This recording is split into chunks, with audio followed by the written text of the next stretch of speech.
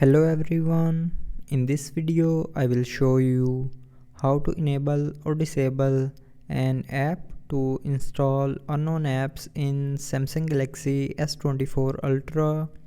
So before starting the video, don't forget to subscribe the channel and also press the bell icon. So first of all, open settings. Now in settings, scroll down and here click on apps.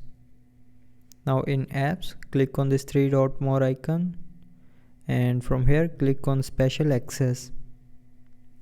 Now in special access, scroll down and click on install unknown apps. Now here it will show you the list of apps that can install unknown apps in your mobile. So if you want to allow a app to install unknown apps in your mobile, then turn on its button.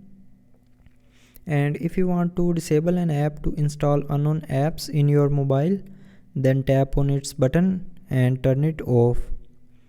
So with these buttons you can allow or don't allow the app to install unknown apps in your Samsung Galaxy S24 Ultra. So I hope you liked the video. Thanks for watching.